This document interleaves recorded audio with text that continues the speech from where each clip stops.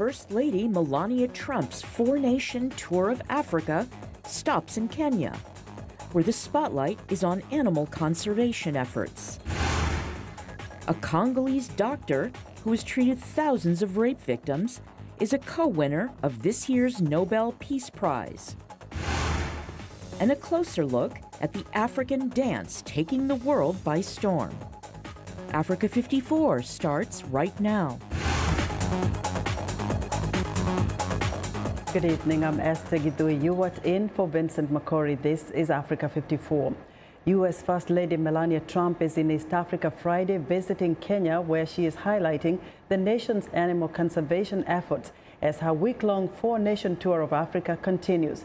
At one point, the U.S. First Lady fed a baby elephant before taking a safari. Mrs. Trump also visited an elephant orphanage where she was entertained and held babies. Edwin Lusici is a project manager at the David Sheldrick Trust. I was happy that she wanted to interact more. I was happy that she even went ahead and fed an elephant, which I did not expect. That means a lot because I believe she's going to talk about it to many people. And being that big figure, it will make a big change in the lives of elephants. So she was a little bit scared, but excited to be with them and wanted to interact more. I was happy to see that. The First Lady also attended a children's performance Friday at the Kenya National Theatre. Mrs. Trump's solo international trip to Africa included visits to Ghana and Malawi. Egypt is her final stop on her four-nation tour to highlight child welfare, education and tourism and conservation. Cameroonians go to the polls this Sunday, October 7th, to elect a new president. The vote will decide who will steer the affairs of the Central African nation for the next 7 years, following deep divisions between the country's north and south. Political tensions remain high, and on Thursday, soldiers from Cameroon's Rapid Intervention Brigade stood guard at Ikona town's roadsides with their automatic rifles raised. 8 candidates are running against longtime President Paul Biya. The 85-year-old president, who has ruled the Central African country since 1982, is favored to win another 7-year term that would end in 2025. Earlier, Africa 54 spoke to Dancy Elvis, a Cameroonian youth activist and Obama Foundation scholar here in the U.S., who believes the only way forward is for opposing sides to seek a peaceful solution to the political crisis.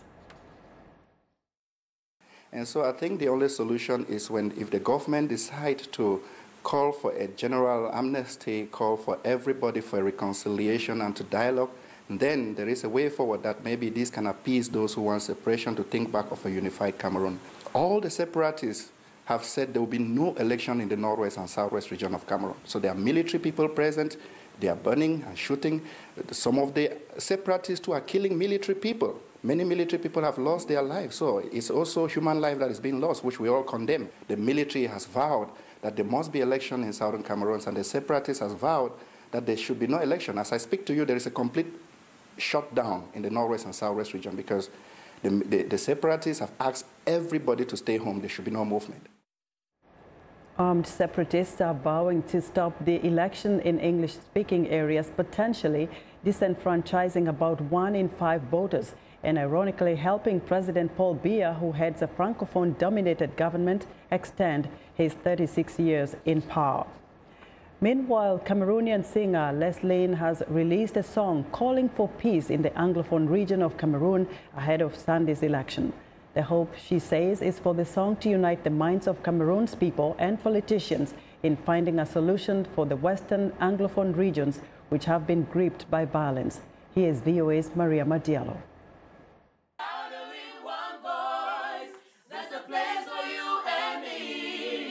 The 21-year-old Afro-jazz solo artist collaborated with 3 other musicians on the single Stand for Peace. Both English and French versions were released. With peace we are strong, if only we can see and believe. With peace we win. We've been facing crisis lately. People are being displaced. There's rampant death everywhere. So this had to get to our minds, and we decided to join our voices together to advocate for peace. She says they hope the song will mend broken hearts. So we just believe and we know that where speeches could not reach, actually music is going to reach, and melody, inclusive, it's going to reach and it's going to touch hearts and touch souls. Cameroon's Western Anglophone regions have been gripped by violence since secessionists called for independence. In Douala's busy market, a 21-year-old first-time voter says she doesn't know much about what her Anglophone residents are living through, but said she had seen some pictures on social media. For her, the problem is one of tribal differences rather than a crackdown on a violent separatist movement. My only wish is that I would like the country to go back to what it was, a united country with all of the tribes, that peace returns, and that every citizen feels comfortable in this country. In the same market, another resident who didn't want to be identified says safety in Cameroon is not guaranteed in every region. I had to abandon my business and my properties in the southwest region just to come here for safety. This mechanic who lives in Francophone Cameroon will go to the polls October 7th. He says he's looking for a candidate who can fight corruption and develop the country. If a president can fight against that, I would be pleased. Then we would no longer need to flee the country looking for work outside, looking for money. Cameroon has had the same president since 1982. It ranks 153rd out of 180 countries in the 2017 Transparency International Corruption Perceptions Index. In addition to the crisis in the English part of the country, Cameroon's economy has been sluggish because of low prices for its main exports, oil and cocoa, and because of falling crude oil production. Mariama Diallo, VOA News. Congolese doctor Denis Mukwege, a gynecologist treating victims of sexual violence in the Democratic Republic of Congo, and Nadia Murad, a Yazidi human rights activist and survivor of sexual slavery by Islamic State in Iraq, won the 2018 Nobel Peace Prize on Friday. The Norwegian Nobel Committee says it has awarded them the prize for their efforts to end the use of sexual violence as a weapon of war. Mukwege heads the Panzi Hospital in the eastern city of Bukavu. Opened in 1999, the clinic receives thousands of women each year, many of them requiring surgery from sexual violence. Murad is an advocate for the Yazidi minority in Iraq and for refugee and women's rights in general. She was enslaved and raped by Islamic State fighters in Mosul in 2014. Berit Reiss-Andersen is chairwoman of the Norwegian Nobel Committee. Denis Mukwege is the helper who has devoted his life to defending these victims. Nadia Murad is the witness who tells of the abuses perpetrated against herself and others. Each of them, in their own ways, has helped to give greater visibility to wartime sexual violence so that the perpetrators can be held accountable for their actions. The prize will be presented in Oslo on December 10th, the anniversary of the death of the Swedish industrialist Alfred Nobel, who founded the awards in his 1895 will. Sub-Saharan Africa continues to appear at the bottom of Transparency International's Corruption Perception Index, which tracks corruption in 180 countries.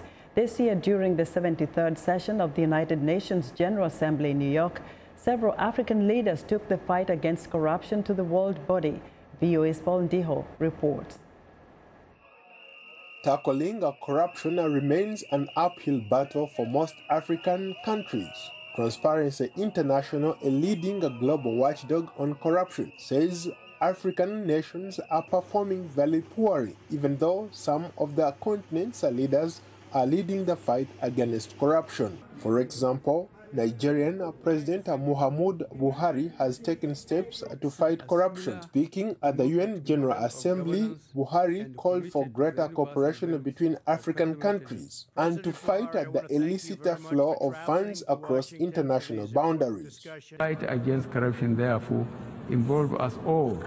It is in our collective interest to cooperate in tracking illicit financial flows investigate and prosecute corrupt individuals and entities and repatriate such funds to their countries of origin.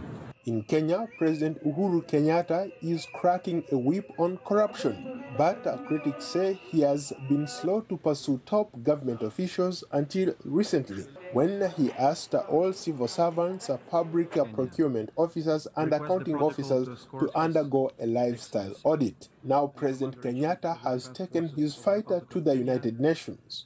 The present system of transferring and laundering illicit capital is enabling corrupt networks all over the world to illegally acquire in one country who are being welcomed with open arms as investors in another.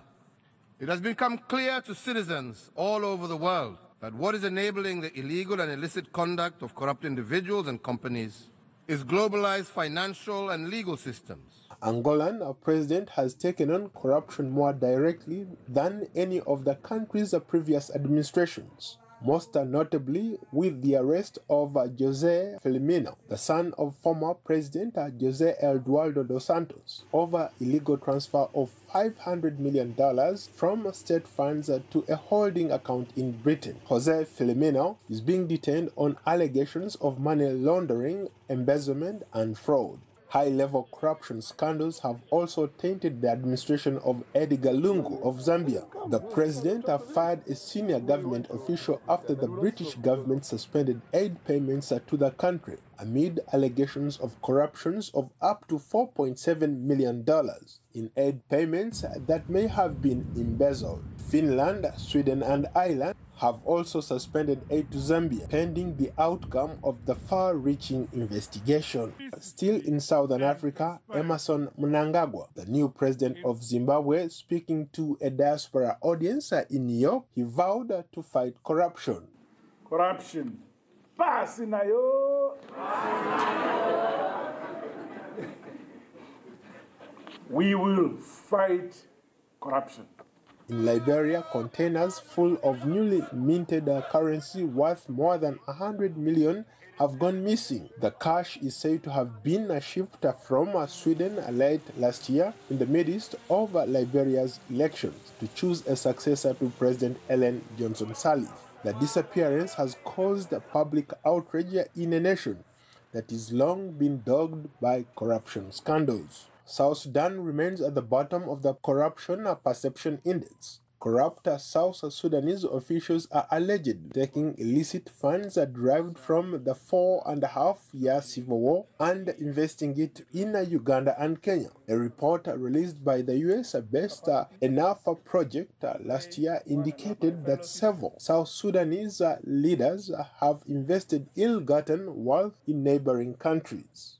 Paul Ndiho, VOA News, Washington. We want to know what you think about Africa 54 and the stories we covered. Join the conversation on Facebook. The address is Africa 54. We're also streaming our show live on Facebook.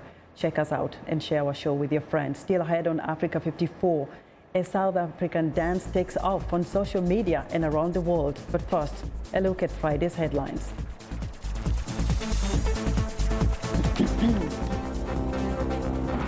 In Norway, Congolese doctor Denis Mukwege and Yazidi campaigner Nadia Murad win the 2018 Nobel Peace Prize for their work in fighting sexual violence in conflicts around the world. In Cameroon, the Boué region's hospital is on the front line in the battle between government forces and fighters of a separatist movement in the English part of the country. In Kenya, U.S. First Lady Melania Trump continues her tour of Africa on Friday, highlighting animal conservation efforts. In the Democratic Republic of Congo, the World Health Organization says dozens of Ebola patients have received experimental new drugs for the first time. Finally, in South Africa, a team of paleontologists has just announced the discovery of a new species of giant dinosaurs that lived 200 million years ago.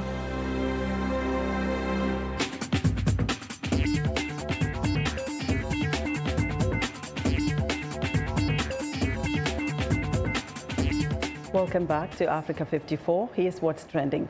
This virtual man was trained to perform household chores using video simulations. Virtual Home is a 3D simulator inspired by Sims video game and taught from a database of crowdsourced tests. MIT developed an interface called Scratch, normally used to teach kids how to code, then built up the simulator that drives around the virtual robot, a simulated household. The next stage is to teach robots by showing them instructional videos. The team says the research could one day help the elderly or disabled in their homes. Next up, Hyperloop Transportation Technologies unveiled a full-scale passenger Hyperloop capsule in Spain earlier this week. The ceremony provided an opportunity to see their first full-scale passenger Hyperloop capsule constructed in the aerospace facilities in southern Spain. It will now be delivered to Toulouse, France, to be further optimized prior to being used on the first commercial tracks, according to Hyperloopit. The transportation and technology company Hyperloop TT focuses on the Hyperloop project, which is a system that aims to move goods and people at unprecedented speeds efficiently and safely, according to Hyperloop TT. And finally, a series of 3 trees greet visitors arriving at the 1-54 Contemporary African Art Fair in central London. The annual exhibition is dedicated to contemporary art from Africa and in the diaspora, giving galleries and artists a chance to display their works. The exhibition holds annual editions in London, New York, and Marrakech. Over 40 galleries will participate in this year's edition, with works from 130 artists displayed. The 4-day exhibition will close on October 7th, and that's what's trending today.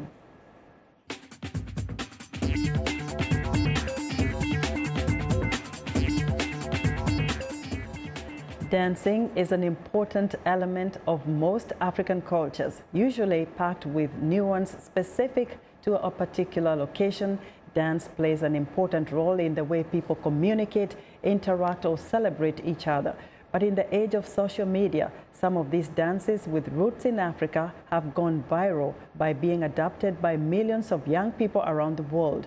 One such dance is known as the Gwara Gwara. VOA's Jackson Mvunganyi reports on the origins of the dance that has become both a viral sensation and taken on a larger significance in the global popular culture.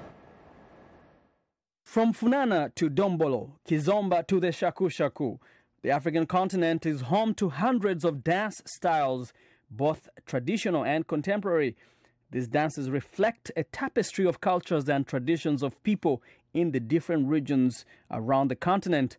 The traditional dance forms often provide a basis or inspiration for new emerging dances, the kind that are trendy and popular mostly among young people. These dances capture the conventions and aesthetics of a specific time period. And currently, one of the most popular dances in global popular culture has roots in South Africa. Known as the Gwara Gwara, the dance was created by South African DJ Bongani Dlamini, also known as DJ Bongs. He was recently in the US for a tour where he played his music to thousands of fans. I caught up with him right before his performance. In fact, my dad, I used to play piano with my dad, and my dad used to play guitar. So I started buying those small producing stuff. I learned it from home. I learned it from home a little bit up until I get it right, and then it's where I dropped my first album using your little equipment. Yes, your first album that went double platinum was produced at home, with your homemade equipment. With me and there's a guy who was helping me. His name is TKO. He's from Devon also. There is perhaps no one single dance that has quite captured the global audience like the Gwara Gwara. The dance is especially popular among Africans in the diaspora, but it became a viral sensation when superstar Rihanna performed it as part of her dance routine at the 60th Annual Grammy Awards early this year. Bongs didn't watch the awards, but he woke up to messages from fans and friends who instantly recognized it. In the morning, I received a lot of calls from my people in SA. They say, very excited. Very excited. What did you think? They say, no, we must check the Twitter or we must check the video clip. They send me even the video clip. You know, how the internet. But what did you think yourself seeing Rihanna, like the biggest star in the world, doing your dance? I was shocked because I didn't thought the Kwara Kwara to go that far. See, you know, when sometimes you create things, you didn't thought it's gonna go that. All right, so we're getting flooded here. Yeah. So I was happy, my man. I was so excited, but I say God is good. Yeah. Sierra and Techno just released a song, a music video. Yeah, even the Child Gambino, they're all doing it now. So tell me, how did you come up with the Gwara Gwara dance? Is there something about the Gwara Gwara dance in fact, I was shooting one of my song. I was shooting the video for my previous song, Ofana Now. So I was doing the dance, but I didn't thought this dance is gonna go. Right. Yeah. So you came up with the dance. I came up with the dance. Is it best of any moves that you've seen? Just the move. Yeah. You know when you do the move and then you're not sure because you need to make your video to look nice. Right. Yeah, and then you're giving yes. And then after I shoot the video, when the video is playing on channel O and pay whatever, and then when I go to the club, people they start doing that dance. And when you're like, I I know this dance. Even the girl they show me this. I said, oh okay. Did they call you the Gwara Gwara guys? I said, they made us start calling me, what is the name of the dance? I said, okay, I remember the old movie, the Leon Schuster movie, there's a party saying Gwara Gwara. The name come from that movie. I said, no, it's a Gwara Gwara dance. So now, it is time for you to show our audience how we do the Gwara Gwara. I'm ready. We're here with DJ Bongs from Durban, South Africa, the creator of the Gwara Gwara dance. He's about to show us how we do it. And I got moves too. So what the first one. move? Okay. One. What? So you one. Okay. One. Yes. Okay. 1, 2, 3, 4. 1, 2, 3, 4. 1, 2, 3, 4. But you must move, man. Oh, you gotta put a little more pizzazz in it. Yeah, man. Here's the thing is that you can move. Before I met you, I thought I could do the Gwara Gwara dance.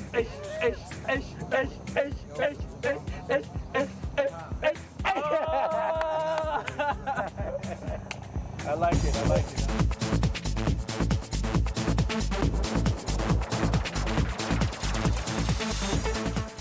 It's hard to miss some of the trash and recycling trucks rumbling through the streets of Washington, D.C. 25 of them are covered with colorful artwork. As we hear from VOA's Deborah Block, the trucks are a big hit. It's a dirty job, but somebody has to do it. And in this Washington, D.C. neighborhood, these sanitation workers' job is made a bit more pleasant by rolling with Shelby, the name of the vibrant abstract artwork on their truck. It's real fun. It's more attention. I like the attention. Sanders Wright is proud of the truck, which is wrapped with the vinyl copy of the original painting. The art-covered trucks began hitting the streets 5 years ago. They are part of a city initiative to promote recycling while showcasing local artist talent. The original paintings, drawings, and mixed media are copied onto large pieces of vinyl to be placed on the trucks. The residents here enjoy watching Shelby come by. It's pretty cool. Add some color to the neighborhood. Wright says people have become friendlier since the art initiative began, getting to know the workers by name, even bringing them cookies and other treats. It just make you feel good that you can have some citizens come out, or the children, and say, hey, that's a nice truck. I like that art. I like your truck. And you just blow the toot the horn or say, wave to them, thank you. I think the art design of the truck is really nice. It's another opportunity for an artist to show what he can do. And that includes painter Michael Crossett. This takes my art and puts it onto a truck that's going to get seen in a diverse amount of communities. Crossett painted the original image over photos that include the U.S. Capitol. It's actually a combination of probably 250 images. Then it was digitized to be placed on the truck. The painting shows the vibrancy of Washington. The international view of D.C. is so political. It's a different world when you're actually living here and a resident. So in my paintings, generally show the street life and the energy that is D.C. Crossett even welcomes the predictable dirt and trash on the image. Grit and garbage is part of city living, and I think having my art mixed in with that is a perfect thing. I use actually images of grit or images of concrete to gritty up my work. So in the end, I think this is the perfect kind of marriage that some trash will add to the color of my art. Eventually, the harsh conditions take their toll, and the trucks have to be rewrapped every couple of years. Deborah Block, VOA News, Washington. 2018 marks the 120th year of the world-famous Paris Auto Show car manufacturer parade. Their products, which have dramatically changed through the years. Even women's participation has evolved from objectified accessories to full-fledged participants. VOA's Arash Arabasadi reports. For more than a century, the Paris Auto Show has been the place for car enthusiasts and manufacturers. Cars like General Motors' Firebird, Renault's Frégate, Jaguars, and of course Mercedes-Benz showcase cutting-edge technology for the times. There was a type of Silicon Valley in West Paris. There were a lot of manufacturers competing in innovation to offer Parisians a fashionable, very expensive object, which will gradually become a lifestyle and would enter the daily lives of individuals, thanks to the auto show. The first Paris Auto Show in 1898 drew about 140,000 visitors. By 1954, that number hit 1 million. Manufacturers from around the world took notice and showcased their cars' special features, from trunk space to the torpedo-like grille of the Oldsmobile Golden Rocket. But in response to soaring oil prices in the 1970s, car companies adapted output to boost a slumping automobile industry. What we see in particular, for example, in this first decade of the automobile industry crisis, brought about by high oil prices, was the reduction in size of the vehicles. It was a way to urbanize the vehicle. From this point on, the car becomes integrated in the city. International car shows had long been criticized for their objectification of women. Over time, the auto industry began targeting women as consumers and not just as hood ornaments. Women are drivers. The role of women is not just to put cars in the spotlight. In recent years, the Paris Auto Show has drawn 1.4 million visitors. This year's show runs from October 4th to the 14th. Arash Arabasadi, VOA News, Washington. And that's our show for today. Be sure to watch Africa 54 on our website at voaafrica.com. For more news, tune in to VOA's evening radio show, Africa News Tonight, at 1800 UTC, and in the mornings to Daybreak Africa between 0300 and 0600 UTC, Monday through Friday. Thanks for watching, and good night from Washington.